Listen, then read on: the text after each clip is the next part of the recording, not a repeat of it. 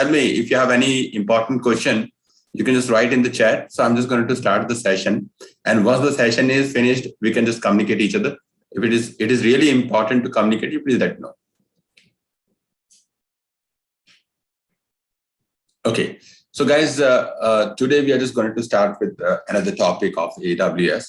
So AWS Global Infrastructure means we see, actually these are the notes I have, and I'm just making my notes on this whiteboard, so no issue. So guys, let me start a new board, right?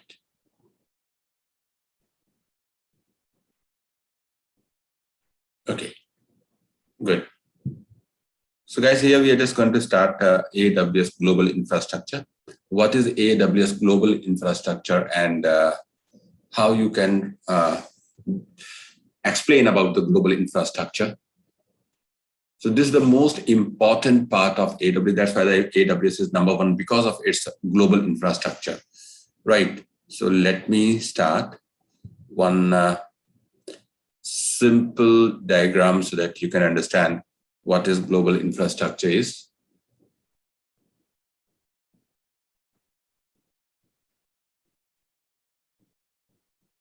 Right. I think this is the right place. This is the right one. Okay. So in AWS Global Infrastructure, we have few important things to know. For example, regions, availability zones, edge locations, wavelength zone, and local zone. So I was talking about last time, so we have to explain actually what is global infrastructure is. So AWS Global Infrastructure is built to deliver cloud services with the highest quality and highest performance. And AWS provides the service throughout the world. So AWS is at present is available more than 200 countries. And this cloud infrastructure, what we see in AWS Management Console, is built around the regions and availability zones. Region is what? So region, actually we'll talk about the region, and AWS span out almost in 81 availability zone, and more than 20, approximately 25 geographical location, and these geographical locations are known as regions. So this AWS global infrastructure is spread around the world, and in this infrastructure, AWS is planning to add few more availability zone, as well as they are also planning to introduce some new regions. If you want to know the current status of AWS global infrastructure, we can do one thing. We can write AWS global infrastructure in Google and just open this link. I do share the link of this website among you on this chat. You're going to find this link here. So see, this is the fact, actually, this is the real data that you can see on the website. The 25 regions we have right now, 81 availability zones. We have some local zones and wavelength zone. Right now, 11 local zones we have. So a few days back, the number was 8 only. They are very rapidly increasing or basically enhancing their global infrastructure. And we have 17 wavelength zone. So this journey was started with the first wavelength zone in America. And now in last 3 months, they just increased up to 17th wavelength zone. So you can just think how actually in a fast way they are increasing their global infrastructure. And 7 announced regions we have, means the 7 regions are going to come in few months, you will see. So right now, 25 workable engineers means regions are there. And we have 108 direct connect. I'll tell you what is a direct connect. And it is available, means AWS Management Console, you can access more than 245 countries at present, right? And territories. And more than 230, more than 230 point of presence, or you can say edge locations we have. So first of all, you need to understand what all these regions are. Regions are basically a geographical location. So AWS Web Services are available in multiple locations worldwide, and these locations are composed of AWS regions and AWS availability zones. So if you see in this map, we have blue color dots. So these blue color dots are telling these are live regions, right? And in red color, you can see it's a pink color or red color. It's a red color. So red color circles are telling these regions are going to come. And every region is linked with at least 2 isolated locations within the periphery of region. And those locations are known as availability zones. In order to understand more precisely what exactly is region and what exactly is availability zone, so what I do, I just display this diagram to you. Let's say this is the region. This is the region, and every region has its name. Let's say this is the North Virginia region, and US East 1 is the code for this region. Similarly, every region has its code, and you have not to remember. If you go and just access AWS Management Console, so right inside on the top, you will find the name of the region. So in which region we are working right now? Can you tell me? In which region we are working right now? If you see AWS Management Console.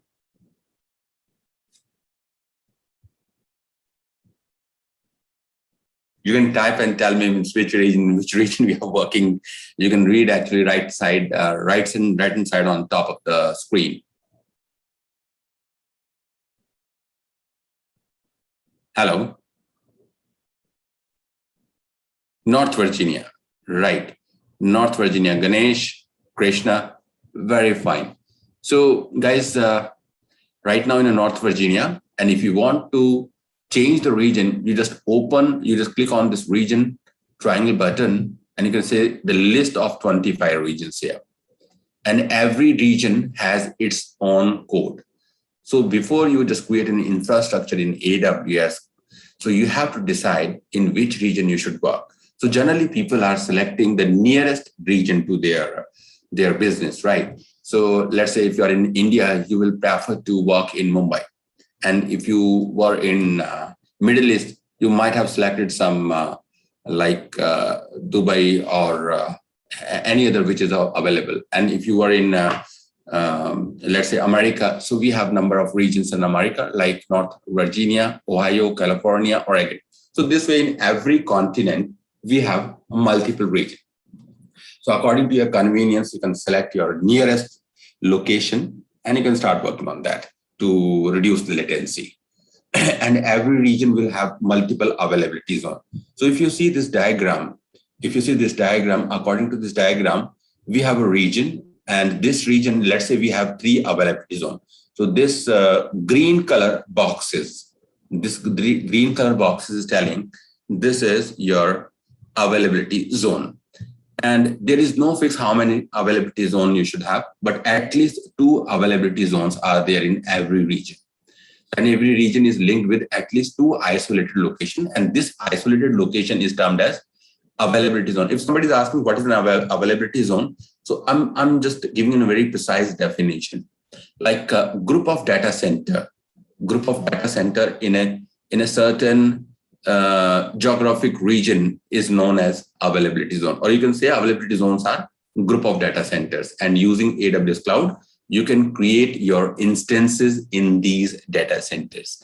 So there is no fixed numbers how many data centers should be there in one availability zone. But one thing is clear, group of data center is known as availability zone. And every region can have multiple availability zones. So this is basically the infrastructure this way they just created. And if you see the red color dot here, the red color box. So this red color box is saying that this is the edge location. What is an edge location? Edge location is kind of a mini data center which contains networking devices like routers, switches, fiber optics network, and some servers also. So an edge location is where end users access services located at AWS. And edge locations are located in the most of the major cities. Like if you're talking about India, you're going to find edge locations in Delhi, you're going to find edge locations in Pune, Bangalore, Hyderabad. Similarly, in almost in every major city, you will have edge location. Right now, I'm just going to display you one dynamic diagram so that you can better understand how you can understand this diagram. Let me tell you. Okay, so can you see this one?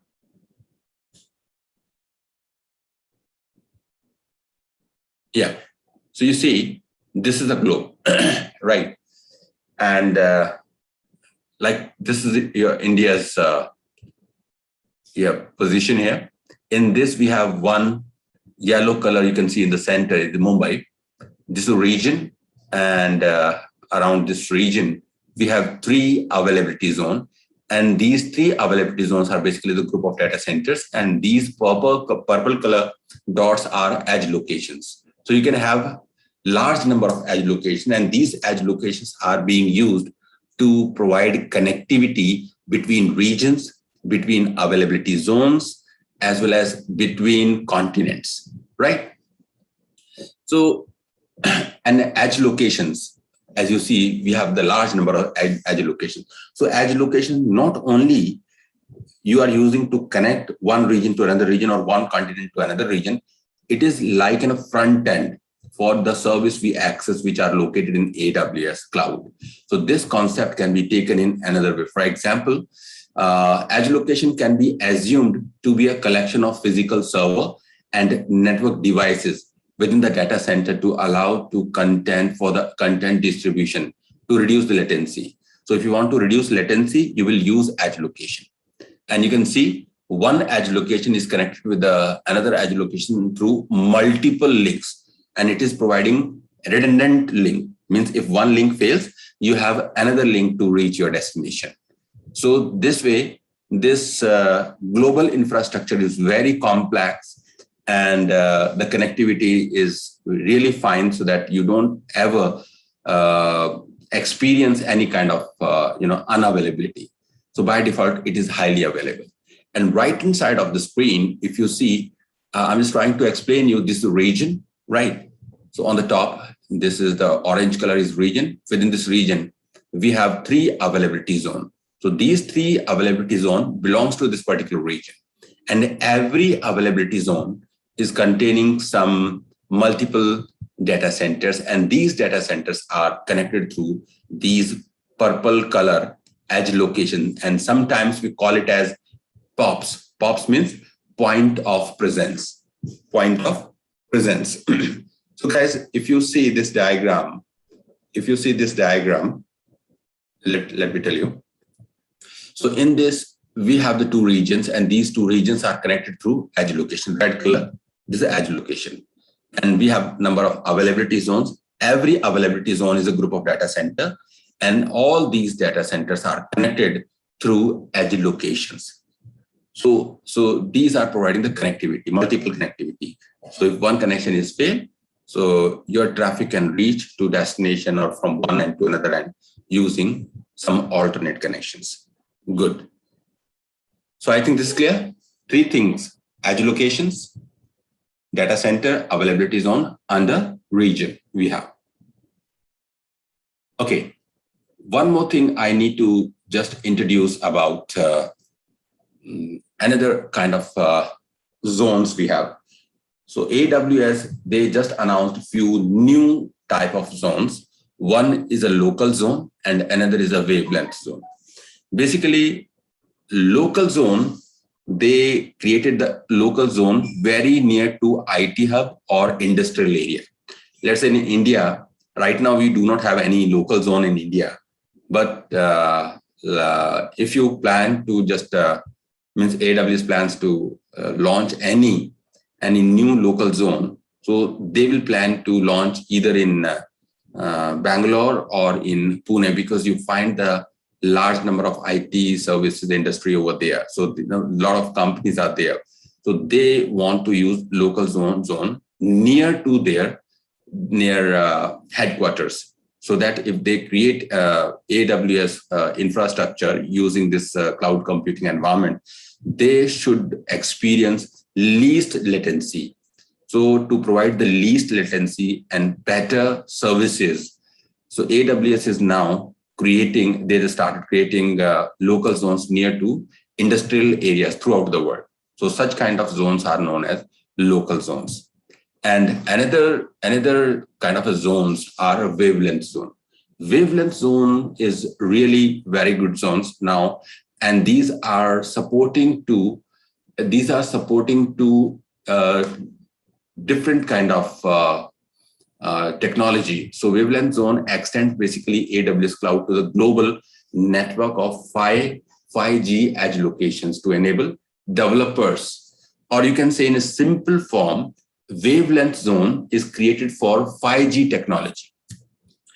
Let's say because the 5G technology is going to come in almost in every country in few couple of years, you would see the new mobiles are coming, the new technology is coming, and definitely for those new technologies, you must have softwares and application of the mobiles. So everything should be new, and all such mobiles and applications should connect with IoT devices using AWS kind of cloud computing platform. So we need very high performing infrastructure on such clouds. So AWS decided to create a separate zone for 5G technologies.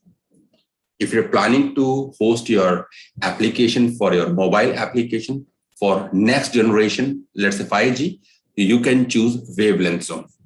And if you're using the wavelength zone, of course, it's expensive right now. We have very limited number of wavelength zone. As you saw that the only 17th wavelength zone right now we have, but very rapidly, they are increasing the number of the wavelength zone because next year we are expecting this 5G technology, right? So Krishan Kumar is saying why they have AZs in Mumbai. Yes. Why can't in Mumbai? So why cannot be raised? Because this is not done by us. It is done by AWS. So they decided that they can manage everything from Mumbai. So almost five or 6 years back, they just created this. Now they're just planning to launch one more region in Hyderabad. So probably in the month of February next year, you could see a new region in Hyderabad. So you will have 2 regions in India, right? Okay, guys. So if you have any question, you can ask.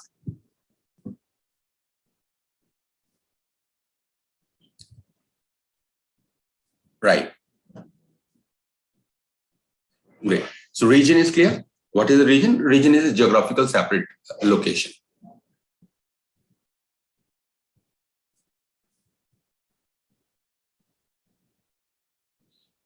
Yeah, local zone are the type of zones, or you can say infrastructure deployment that places or which presents actually the compute, storage, and databases. This is very similar to standard availability zone, but such kind of local zones are created or they are placed near to either industrial area or IT hubs, where the probability of using such zones are very high. And these zones are specifically created to provide low latency services to these industries, right? So local zones are basically the extensions of the regions.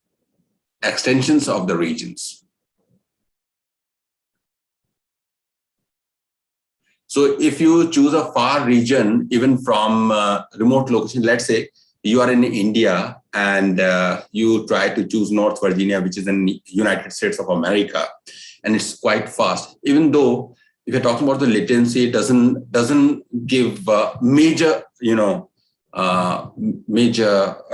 difference. And if you need to measure the technologies or regions latency, we can choose AWS Region latency test. We have this link. You can go there and just click on this AWS latency test. Do you see? So I'm just sharing this link among you. So you can choose this one and you're going to find from your location, from, let's say you are in India. I'm sitting in Delhi right now. So from my location, I'm just going to measure the latency in milliseconds. So this calculation definitely will take a few minutes time. But after a certain time, you would see that you can measure the latency from the different region. So right now it is calculating. So you can see, so it is working, it is calculating latency from my location or between my location and all these regions one by one, it will tell you. Right now, I don't see result. Yeah. So I got the result very first from US East, Ohio. You're going to see. So the result is in milliseconds. Can you see? 3001 millisecond, 3002 milliseconds, 3006. And if you're talking about Seoul, Sydney, so these are in hundreds. What about Mumbai? What about Mumbai? Can you see Mumbai? Yeah, Mumbai is there, green. And from Mumbai, the latency is only 39 milliseconds. So what you will prefer, dear? You will prefer North Virginia, which has latency more than 3000 milliseconds, or you will prefer Mumbai to create your infrastructure. Definitely, you will select a Mumbai. So it's not randomly, should not take. For each and every task that you do on AWS, you should have reason, right? So that's why it is recommended to use Mumbai region if you are in India. But even if you want to just select North Virginia, you are open to select, you can select anyone. Now, even this latency is being changing here. Earlier, it was more than 3000, and now it is reduced to 693. Getting? And this is a dynamic website. Yes, you're going to find this.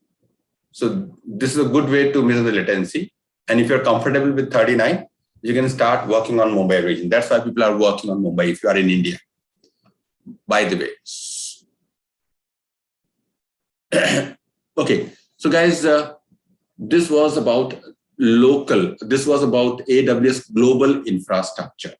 So what I'm just going to tell you. So this was the theoretical concept I was telling you. Right. And now the second very interesting thing I'm just going to tell you. I think last time we already created an instance. You know how to create an instance on AWS, an AWS platform. But I need to cover one thing, different ways to take the remote of the instance. Did I show you in last class? No. Various methods to take remote of Linux instance. Did we cover this last time? I think no. Right. Instance. Right. What is an instance? Instance means EC2 instance. EC2 instance is a virtual machine. Correct?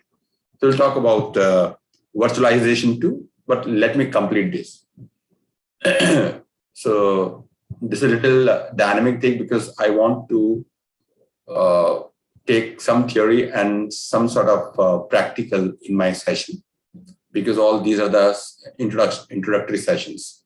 So this is EC2, you have EC2 Linux instance, you have Linux instance. Generally, what method do you use to take the remote of the Linux instance? Let's say you are on internet, right? You are on internet.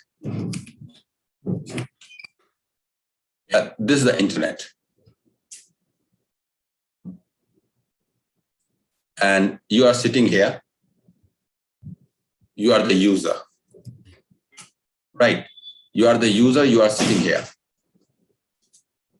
and you have a laptop, maybe desktop or laptop, but you have a machine, right?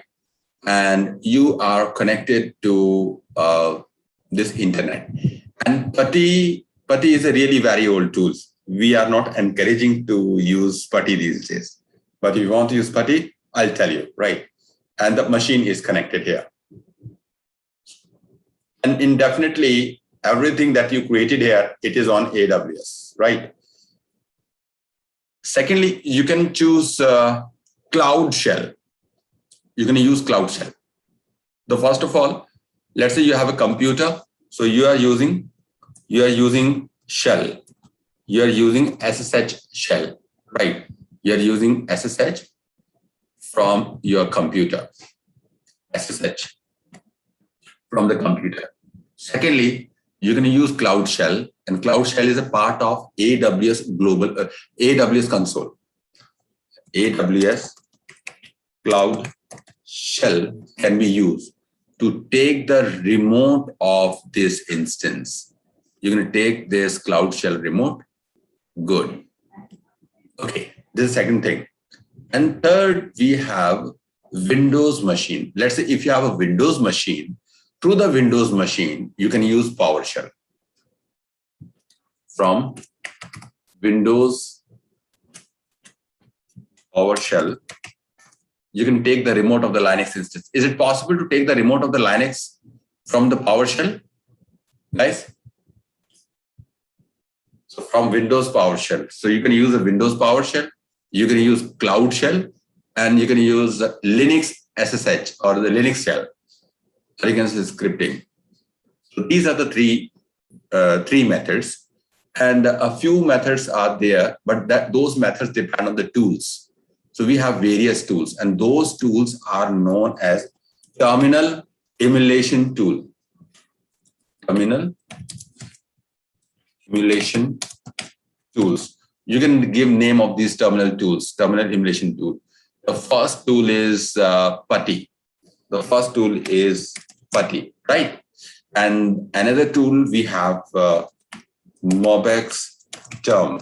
You're going to use MobX term too. So both. So we have n number of tools, but if I'm talking about only these two popular tools, because the PuTTY and MobX term both are very popular. So the majority of people are using either PuTTY or MobX term. So you can use PuTTY here to take the remote of this Linux instance. But we have an issue with the PuTTY. PuTTY does support only .ppk private key, right?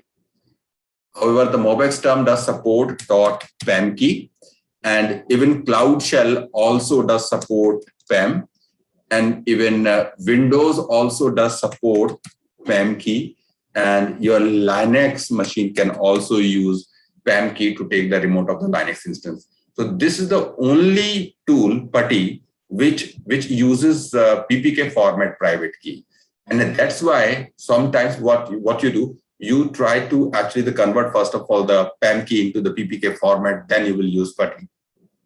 So it is basically time consuming unnecessarily. And we have another ways. So what I recommend the PowerShell, which is provided by AWS, and it is available on your AWS Management Console. So you can create this PowerShell over there, and immediately you can use and you can take the remote of the instance. So guys, one by one, we have multiple methods. Like the first is the Windows. First, we have Windows PowerShell. Second, we have Cloud Shell, right? Third, then we'll try to use PuTTY. But the PuTTY, you have to change the name of the key. So it means you will change the format of the key. And if you have MobX term, you're going to use MobX term also. So these are the different ways you can use to take the remote. And you must be aware of all these methods. So shall I go one by one? Shall I cover one by one? Right. Okay. So first of all, we must have a Linux instance, right? So you go there, and I'm in North Virginia, no issue. And first of all, I'm just going to open in AWS Management Console EC2 service. EC2 is an elastic compute service, which is being used to create and manage instances. Oh, I logged out. A lot of rain is happening outside, right? So it's really heavy rain outside. So just a minute, let me open my authenticator because I'm using MFA on my AWS account 7SCF23, right? And I need to give the password here. And finally, code from MFA, multi-factor authentication application. And done. So I took, so I should be here on AWS Management Console, right? Let's say you are here. And what you will do, you will open services. Under services, we have compute. Under the compute, we have EC2 service. So we open EC2 service. As I told you, EC2 service is used to create and manage your machine. So I already have 2 machines, but these states are stopped.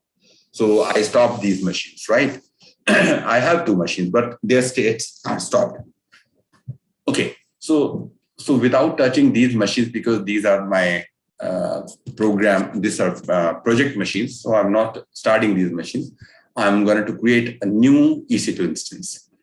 You click on launch instance and select the Linux instance AMI. So Linux AMI. Secondly, on second step, we are choosing T2.micro instance type. On third step, we are taking the default settings here, right? We are not making any changes here.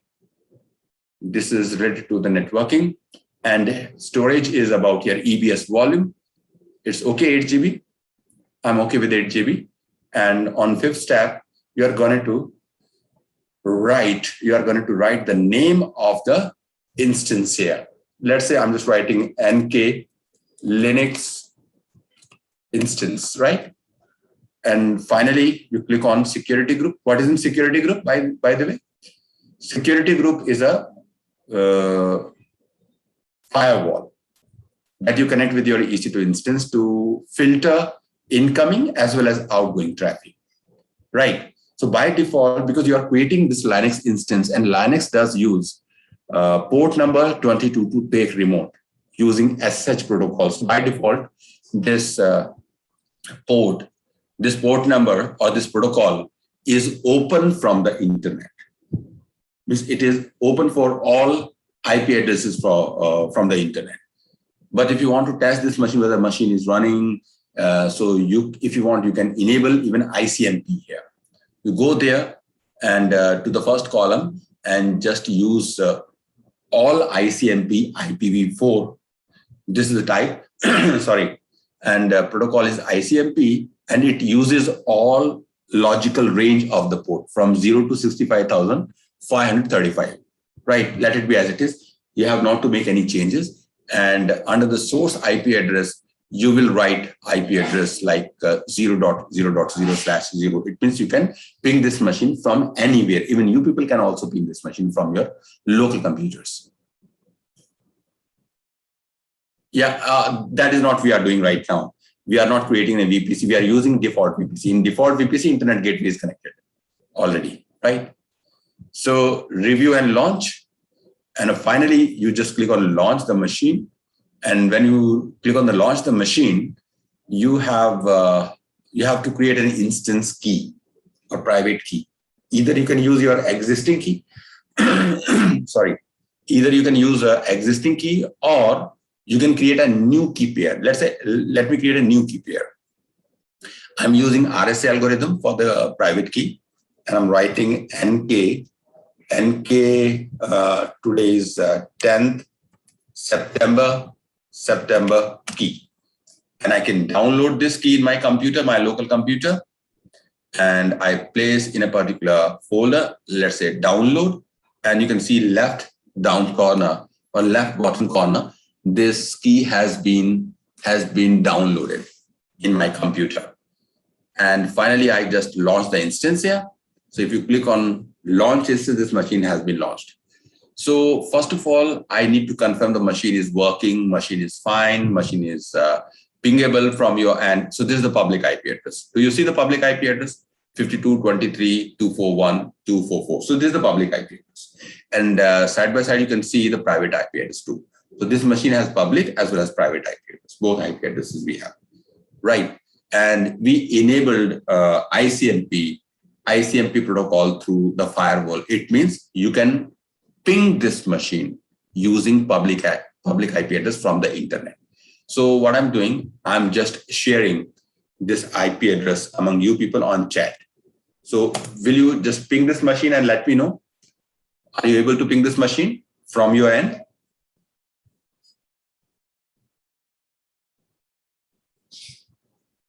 And then later on, I'll tell you means how you can take the remote of this instance.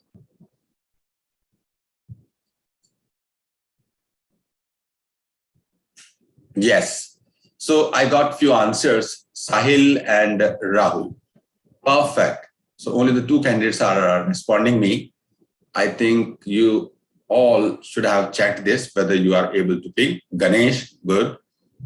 Good, Ganesh. So this is an interactive class because you are not only listening it. If you have a question, you can type this question. I'll try to answer this question, right?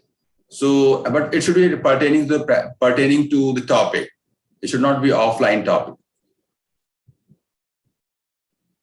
Okay, Mansi, great.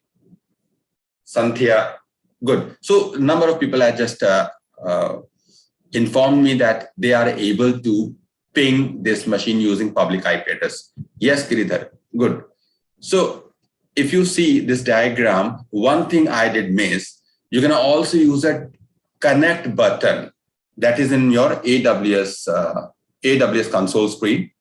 So you have connect, you have connect button directly from your AWS, right? AWS Connect, I can say AWS Connect. You can also use this to take the remote of this instance. And for that, you don't need any key. Yeah.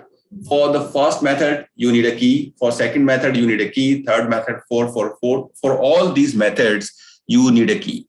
You need the key for this instance. But if you are using AWS Connect, you don't require the key. Why you don't require the key? Because you are already inside of your AWS account and you are the owner, you are the administrator of your account. So you have the privilege to access these machines directly without private key. Right? How we can access it? Go to the screen of this EC2. Yes, I can show you. Let's say this is the instance you have. This is the instance. The instance name is NK Linux instance. And you select the instance and go to the connect. Do you see the connect button here on the same screen? I think yes. Right. And now just simply click on this button. If you click on this button, the screen is flipped, screen is changed, and you go to Instance Connect here. Under the Instance Connect, this is telling the EC2 user. So the EC2 user is a username of, EC2 is a username of your machine that basically appeared because you have used ready-made Linux AMI. So this user came from that AMI Linux, right? Now just simply click on connect. So I didn't use any private key. Did I use any private key? Did I use any private key? No, I didn't use the private key. So this is the one method. So this is the one method. This method can only be used if you are directly working on AWS Management Console and you have the right to work as an administrator. Only in that case, you can take the remote of such machines directly without private key. So this is the first method. And a second method, and a most important, I really like that method. You go to the EC2 dashboard again, right? And at this time, Krishna is writing, I couldn't see EC2 Instance Connect tab in my free tier account. You should have seen. I think you are on a wrong place maybe. So if you just go to the instance here, on the top, you have instance, the instance connect. There's the instance state and this action and the launch instances. So everything in front of you. And I'm also using this, the same free account, right? I'm also using free tier account. So this is the one. And second method is the second method I'm taking. Let's say I'm taking this Cloud Shell. Do you see the Cloud Shell? So Cloud Shell is a part of AWS, right? So if you just go there, you are on the screen, right? On the top in this black strip right inside, on the top, just besides this bell icon. So besides the bell icon, do you see this Cloud Shell? This small icon? Yes. So you will click on this icon, and this icon name is Cloud Shell. And this will be opened. And this will take a few minutes to start it, because AWS is creating a terminal for you, and you can use this terminal safely to work with the EC2 instances directly. And you can use this machine to save your private keys in this machine, right? So what was the name of the key I used for this instance? What was the key name I just gave to launch this instance? So if you just scroll down this screen, this is the key name, NK10 September key, right? This was the name. So the first of all, what you will do, because you are opening this Cloud Shell. So once the Cloud Shell is ready, you will upload that private key from your local machine to in this particular terminal. And later on, from the same Cloud Shell terminal, you can take the remote of your EC2 instance, which is running in AWS. So because you are launching it very first time, but now it is ready, you're going to see the terminal is ready, right? So what you will do, you need to just upload that instance, or sorry, that key. So right inside we have actions. You just open the actions, and under actions, we have upload file. So what you have to do, you have to upload that private key that you have used with this EC2 instance.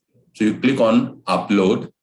So first of all, you have to select the file, and the file is there in downloads, and the file name is nk10 september key.pam.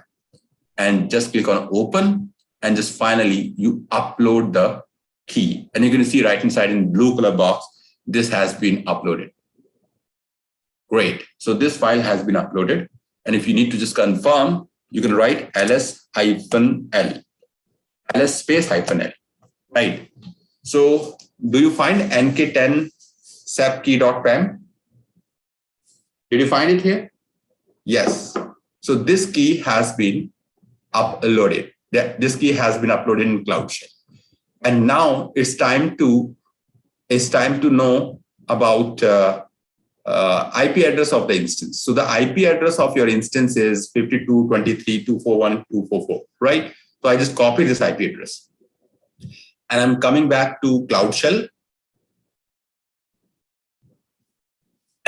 And this is your Cloud Shell. And first of all, you can see this, the key that you have uploaded, its permissions are not appropriate.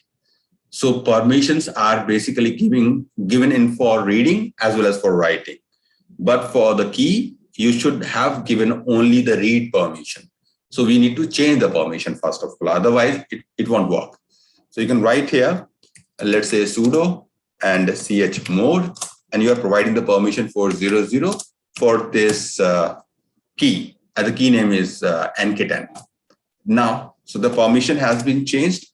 Guys, you're going to see the permission of this file has been changed. Once the permission of the key is changed, now you can use this key to take the remote of the instance. And I have the IP address of the instance.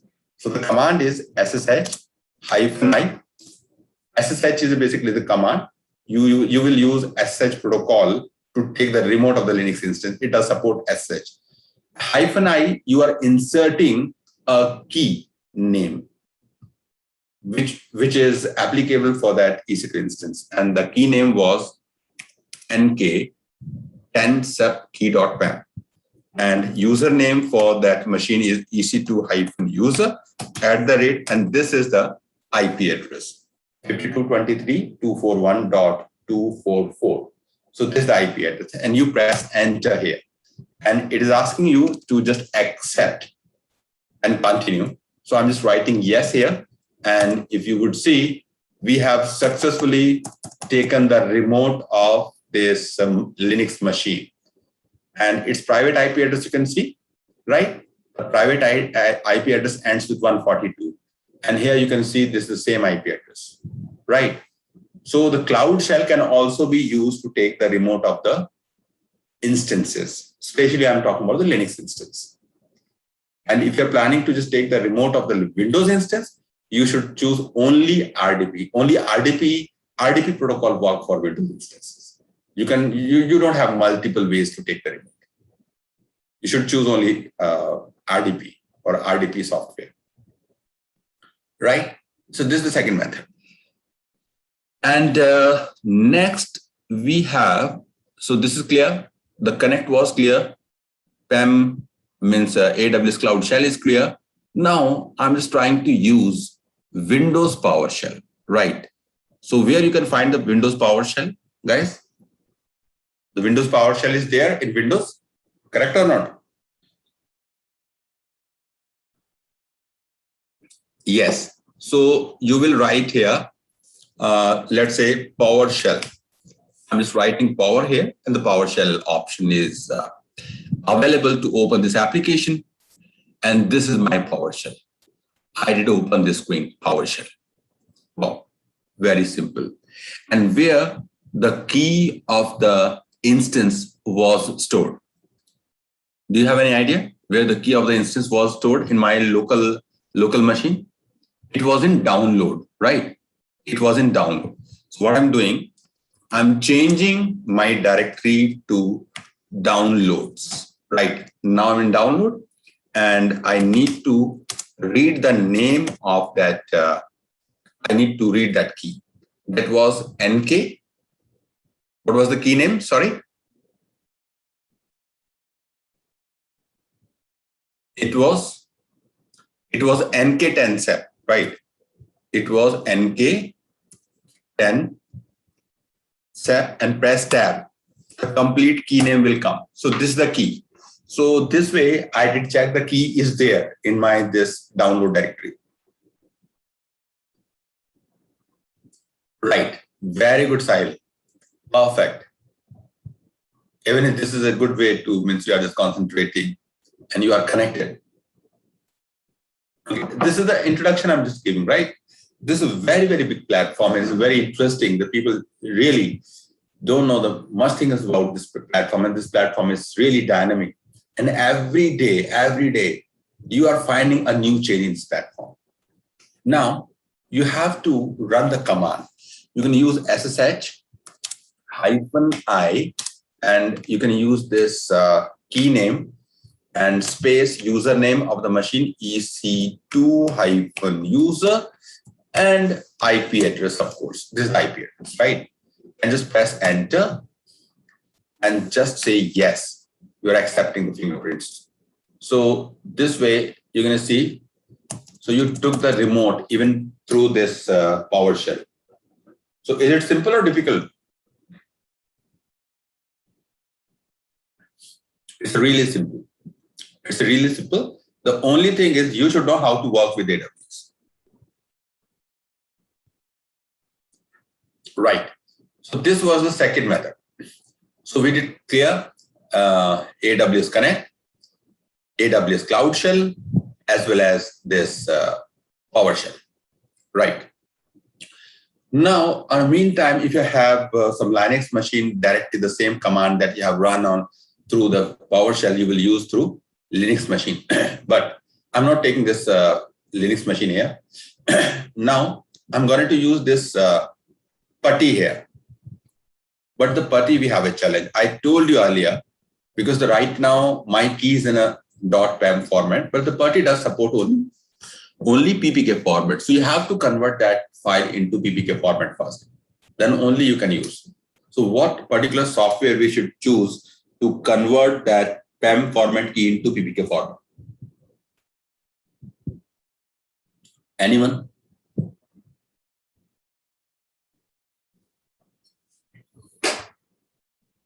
Okay. So I tell you, we have Partigen. Yes, we have Partigen application, right? We have Partigen application. Using Partigen application, you can convert .pem file into .ppk format. Correct or not? And once the conversion is done, then you will choose Putty application to take the remote. Okay, guys. So first of all, we just go through the conversion, how we can do conversion. So I have a Putty folder in my computer. So I just go there. I just start this Partigen. So if you start the Partigen, this pop-up screen will appear. So what you will do, you will load the key first. You will load the PAM key first. You go there and just load the PAM key. PAM key is a NK10SAP key. You chose that key, click open, and you can see the content of the file has been uploaded. Once the content of the file or the key has been uploaded, you can save this into some different format, and you will click on save as a private key. You will use this option, save. You are not providing any passphrase for this production. And now you can use the same key name and change its extension. Earlier the extension was PAM. Now it should be PPK. It should be .ppk, and save this, and the job is done. Great. And if you want to confirm, let me see. This is my recording is happening in backend, so I'm not going to just delete it. Okay. So guys, what I'm doing, I'm just going to see where the conversion is done. The conversion is done in download, and you can see this is the converted file, nk10sap key.ppk. Did you see that? The file has been converted. So once the file has been converted, what you will do, you'll go again to Putty folder, and this time start putty.exe. So this is the pop-up screen you have. Very first, you will type the IP address of the instance. You type the public IP address of the instance, and left-hand side, we have data under connection. Click on data, and here in auto login username, the username you will write EC2 -user. Everything you're writing in small letters, right? And left-hand side, under SSH, if you open it, you have auth, AUTH. And right-hand side, you have a browse option to browse that PPK key. You click on browse and just choose this PPK key, click on open, and just click on open. And just accept yes. So if everything is okay, you're going to find you can take easily its remote. You honestly tell me, isn't it very difficult method to take the remote of the instance? For the first, you convert the key into one format to another format. Then you run this old application in traditional way. So that's why people are interested to use AWS Cloud Shell, right? So we have a new technology, we have new methods, and you should adopt new methods. Even your Windows 10 machine does support SSH. So directly from the Windows machine, you're going to take the remote of the Linux instances even. So, okay. So for Krishna, it is not difficult. So Krishna, just keep continuing with this old method. So, but we are not recommended. So we cannot maintain such a difficult thing here. So definitely, if the Cloud Shell is supporting it, you're going to use the Cloud Shell. And people are accepting the Cloud Shell is much faster and much safer as compared to Putty, right? And even MobX term is than Putty. If you see MobX term, I'll tell you, where's the MobX term? Left-hand side, I think, let me see. Yes, we have a MobX. So let's say this is the application we have. I just start this application MobX term. It is available free of cost. You can download using the MobX term on the MobX term website. And left-hand side, you have a session button. And MobX term does support to PAM key. So the key conversion is not required. Go and click on SSH, and you just paste the IP address of the instance that you want to use to take remote. And here in specify username, to specify the username, EC2-user. And under advanced SSH setting, you click here and use the private key. And the private key should be in a PAM format, right? In original PAM format, and just select and just click on OK. And you would see in a few seconds, you have the remote of this instance. And this is more powerful. And I really like this. This is my favorite tool, right? So you can work, if you want to work on a remote machine for a long time, it provides you a secure connection between this MobX term and remote Linux. This is good, really. This is good. It is a very powerful tool, right? This not only providing SSH, it does providing the RDP, it does providing SFTP, it does providing, even you can directly take a remote of S3, AWS S3 and AWS Glacier through this tool. So this tool is a very complex tool, right? And it's really popular. Okay, by the way, I'm okay with this. So according to this diagram, so we did try MobX term. We tried this PuTTY. We checked this Cloud Shell as well as PowerShell and AWS Connect. So these are some, some standard ways you can use to take the remote of the instances. And the same thing, if you have a Windows machine, you can use RDP actually. In Windows, we have some limitation. It uses only RDP because you need a graphical interface of that machine, right? Okay, so guys, what I'm doing, I'm just deciding to what we can cover accordingly. One thing is clear. Now you have a little idea about AWS Global Infrastructure. Are you clear with this? Very honestly, please let me know. Yes, Giridhar is asking, so without that key file, we won't be able to take the remote session like passwords. Yeah, so key are being used instead of password, first of all. But one thing is there. If you want, you can even use you can launch your instance without key pair. But it could be a vulnerable. This is not recommended, but AWS allows you to launch instance even without private key, right? But it is not recommended. You must have either password or key. So global infrastructure is clear, right? Good. Secondly, we spoke about the various methods to take remote of Linux instance. So this way you're building your confidence to work on this, right? And I'm going to take one big session. So probably on Monday, I'm just going to take a big session on AWS list of services. So I'll explain about those services, what all those services are.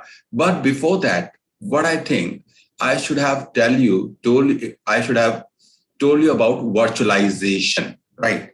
What is a virtualization? Virtualization is what? Virtualization is a technology, and with the help of the virtualization, you can create virtual machine. But some sort of softwares you are using for the virtualization, those softwares are known as hypervisors. So we are dealing with the hypervisors. We have the different kind of hypervisors. We have type 1 hypervisors. We have type 2 hypervisors. So we are going to learn where exactly the hypervisor 1 can be used and where we should use hypervisor 2 or type 2 hypervisor, right? So we have various hypervisors like VMware ESXi hypervisor, Zen hypervisor, Hyper-V hypervisor. So we have number of hypervisors. So again, one more thing I need to discuss in my next class, that after the virtualization, first of all, we'll talk about the virtualization. What are the virtualization? What are the benefit of the virtualization? Why virtualization is needed? So can't we work without the virtualization? And how we are using virtualization in our data centers. So we can see data center virtualization. So we will study about data center virtualization. And during that time, we will talk about even hypervisors. So hypervisors are layer of abstraction between virtual machines and your underlying physical layers. So practically with the help of diagram or with the help of diagram, I'll just try to explain actually what is hypervisor. And this is going to be very interesting. You can understand very easily. And if you already had very good idea about the hypervisors, so you can clear your concepts. You can raise your questions.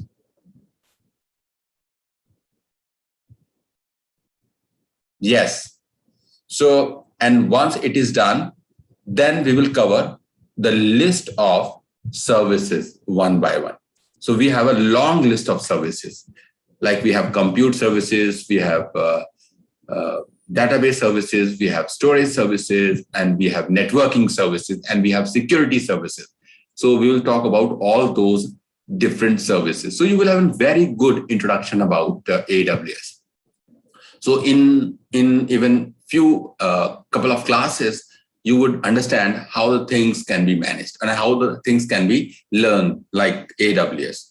So because the AWS Global, AWS Architect Associate level is the first certification that you should do, right?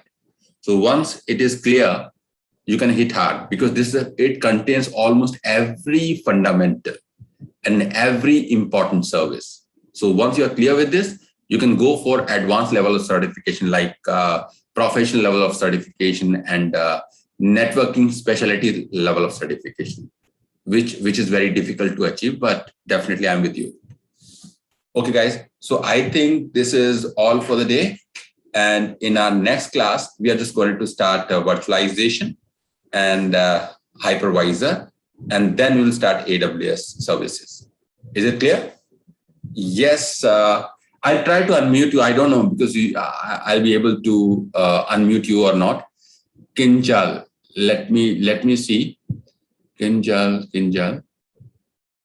Yes. I think I'm not able to unmute you. Kinjal, can you speak?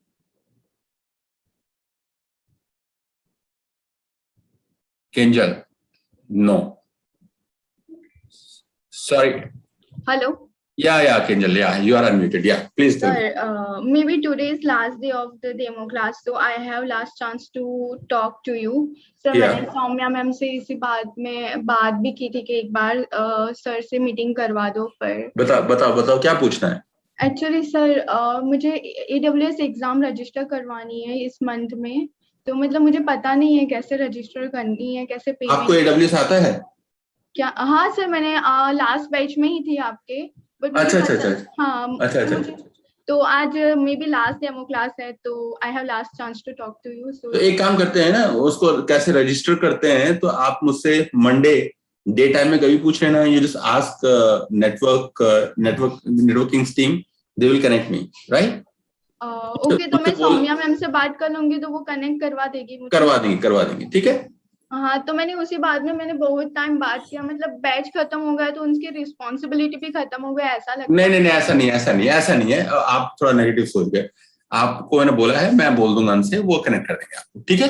ठीक है sir. मैंने 10-12 दिन हो गए sir, मैंने कब से कह रही थी. कोई बात नहीं, मिस हो गया होगा. वो तो हम भी फोन करते हैं तो कभी मिस हो जाता है, तो उसमें बुरा मन नहीं किया बात है. अगर मैं किसी को फोन करता हूँ, वो हो सकता है बिजी हो कहीं पर, तो वो फोन अगर नहीं उठाता है या रिस्पॉन्ड नहीं करता, तो किसी फाइनल कंक्लूजन में जंप नहीं करना चाहिए ना. तो कोई बात नहीं, मैंने बोल दिया है, वो काम हो जाएगा, ठीक है? ठीक है sir. Thank you so much. Okay. Yes, Krishna. Great. I think you are. So you are unmuted now. Will you please try, Krishna? Hi, sir. Thanks for unmuting me. Since long back. Okay, it's like tell me. From jail. Okay, tell me. Sir, actually, today I run the Windows machine instance, and I checked the google.com trace route. So I see the first hop, it is giving the public IP. Which public IP? Some public IP, but it should be it's VPC IP, right? VPC. No, VPC IP. VPC has no IP. VPC is a network, and network cannot have an IP address. Network can have only network ID. Yeah. It has try to understand. It has some 172.31 some IP. Okay. No, 172.31. 31 or 32 something. So my There is a difference. Difference. You cannot have a private IP address if you are just trying to trace route or trace that you want to run. So you will see only public IP addresses. Number one, and the public IP addresses you are just watching through the routers that usually basically jump from one route to another router, right? So between source and destination, how many jumps you are taking? If those informations are allowed to display, then only you would see at your end. Otherwise not. Yeah, that is okay, that I understand, but the first hop, it is showing some public IP, but what I am expecting is I am comparing with the normal LAN in normal networks, not AWS. When we trace route to some google.com or yahoo.com, something like that, first hop, what we get is the gateway of our LAN, right? No, actually, I tell you, Krishna, you are on internet. Just try to understand. And internet, we are working with multiple ISPs. We are working with the multiple networks over there. And such kind of commands like tracers and NS lookup. So such commands are basically restricted by many of these cloud providers. So if you try to search, if you try to reach destination, you won't get the proper result. Sir, that I understand that they will restrict our ICMP or something like that, so that we will get star. Okay. Yes, definitely. That star I am not getting. That the first hop, what I am getting is directly some public IP. So it's okay. So what's your question? You are running a command and you are getting the result. That's okay. So what's your question? Yeah, my question is there. It is expected to get gateway, right? First of all, I should no. No. How you can reach to this conclusion that you must have a gateway's IP address, because the gateway in AWS basically is the gateway belongs to a VPC, and a gateway is a virtual appliance, and what IP address set is being used, it is not mentioned by you, because when you create a gateway, you don't see any IP address on that. So the gateway is not vulnerable, number one, and you cannot access the gateway directly on AWS. So this information is totally hidden. So are you just getting the machine access through the gateway or some other IP address? So those things are not received. But please tell me if you have that result. If you just show that result, so I can explain you. I joined from mobile. No, not an issue. I will tell you in next class. Okay. Yeah. In next class, you can tell me. So you can show me that result. I'll explain. I think I have to improvise my question. I will ask in the next session. Definitely. Okay. You are most welcome. Yes. Thank you. So the next person is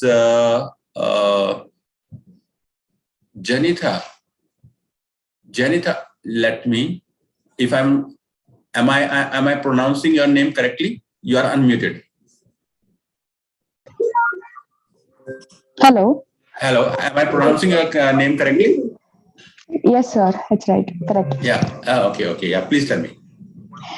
Sir, I just wanted to ask, how long will it take for us to prepare for AWS Solution Architect Associate examination as a fresher? As a fresher, so what's your background? I am in IT security for 2 years, but cloud is new for me. Okay, cloud is new for you, but the basics are clear.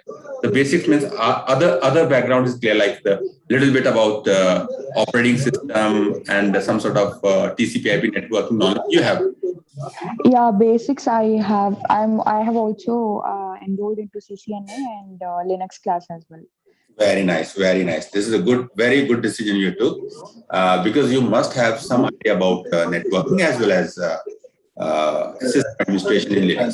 So you take almost approximately 40 hours to prepare for associate examination, AWS associate examination. So, sir, actually, I have not completed Linux and CCNA classes. Like before enrolling, I thought I'll complete my CCNA, then I'll complete Linux, and then lastly, I'll go with AWS. But due to some reason, I'm reprioritizing my task, and I want to complete AWS. And I think, can I say something here? Yes, sir. Okay. Yeah, what I'm saying. Please do not waste your time unnecessarily. The time is running very fast and the competition is increasing very rapidly. A lot of people from different platforms, they are just learning, they are gaining. And if you take more time to complete this, it means you are creating competition for yourself, right? Yeah. It's better to just start learning immediately, and whatever the challenge you face, I'm here and we people are here definitely. So if you have any challenge, we will try to solve it. Okay. So how tough this exam is? I cannot say. If some people saying the English is tough, some people are saying Hindi is very tough. For some people, is mathematics is tough. And I don't think if you are an engineer, you are a technical person, you have a good idea about.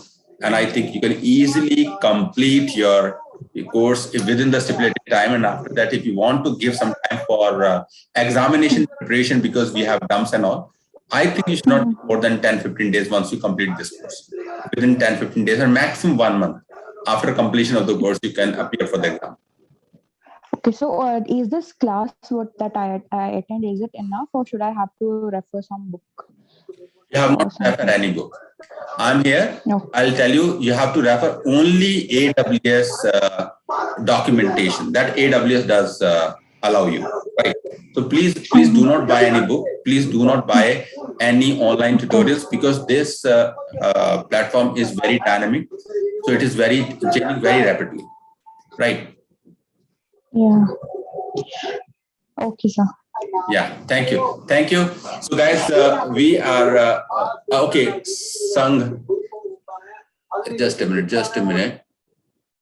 I think we have Sangha. Let me, yes. Sangha, you are unmuted. Okay, do you hear me now? Yeah, I can hear you. Actually, this is my daughter's name. I'm using her. Oh, no issue. Yeah, my name is Muhammad. Actually, my question is, my condition. First of all, I want to say hello to everybody, whoever hear me. Yeah, hello. All right. And my question is, my condition is right now. Actually, I feel like that I'm coming from nowhere. Like, somebody's jumping through umbrella and landing somewhere and don't know anything about. So what's your background? Completely different than my field. I was a instructor in school before that. Okay. Instructor. And I know a little bit about computers, like help desk and stuff like that. But I studied a little bit database, but I left it because due to my job, I have to travel through my work. I can understand. But right now, my friends, they actually give me this recommendation that AWS demand is a lot in US. I live in US. So yeah, correct. I have a couple more friends. They're going to be joining. So you are in US right now? Yes, I am. I'm in Northern Virginia. Very good. You are in Northern Virginia, my favorite region. Yeah, the AWS headquarters next to my house. Like probably like 20 miles. My goodness. So, and you are very far from AWS now. So you are. That's about like 30 kilometers. There's a big sign I see every day when I'm passing. The headquarters is not far from my house. Guy, I think you should have learned earlier, but even not too late. I think you should start learning, because AWS or the cloud computing, you please try to understand. Cloud computing is a technology, and it's a complex technology. And we have the different verticals in this technology, but you have to start this journey somehow from some at particular point. So we are teaching from scratch. We are just taking the number one, the practitioner level of certification, and next is AWS Solution Architect. Correct. So once you complete this associate level, definitely, because you are already in US, so this will be easier for you to grab a good job in AWS, because this is very, very, this field is growing day by day. And as far as my knowledge is concerned and my idea is concerned, the next year in February, I think the 5G technology is going to be launched throughout the world, right? Correct. And new technology like the wavelength zone and new zones and new features will appear again. And already are in AWS, they will get benefit, definitely. And the new jobs are coming up.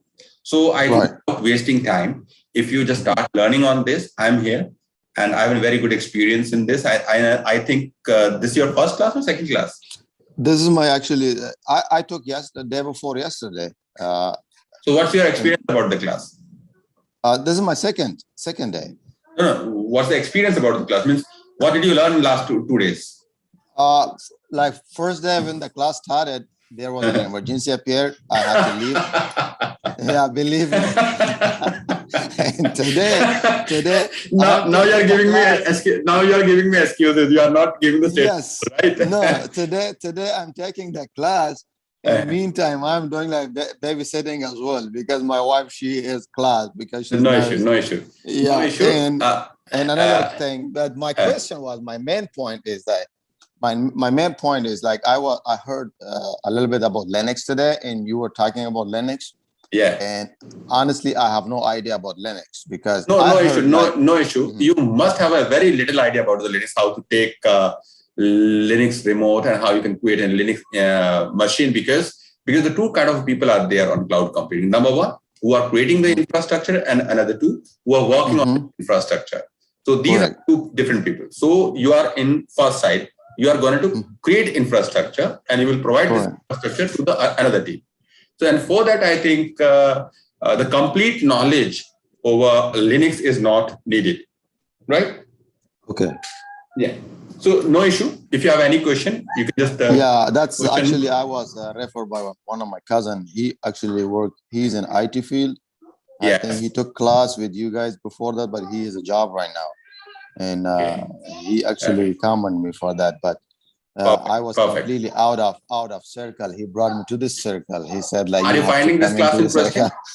Yes, I am finding this class interesting. Yes, I do. But I'm thinking, because sometimes you can see it, because I feel like that I will. I have very good experience. I tell you, I just believe me. And if you are giving, I need your time. If you want to learn, you have to give your time. That's all. This is the only needed thing I need. All right. I really appreciate it. Yeah, definitely. Thank you, everyone. Thank you very much. It was nice talking to you. Thanks. Okay. So, guys, I think we should stop this session here. And in my next class, so just try to just connect 5 or 10 minutes before the time, and we can have some little discussion prior to the class, and then we can just start the class, right? I hope the introduction session will be, the next will be the last class for the introduction, and then we will start about EC2 services of AWS, right? So we are commencing the classes. So Monday, 7 o'clock. Janita, right? Avinash, it's okay. So guys, it's not necessary to learn Kubernetes, because the Kubernetes is a container orchestration tool. So it is not necessary, right? Avinash. So thank you, everyone. So we are closing the session for the day, and we'll meet again. Thank you. Thank you, everyone. And the same link and same time. On Monday, we will meet again. Thank you.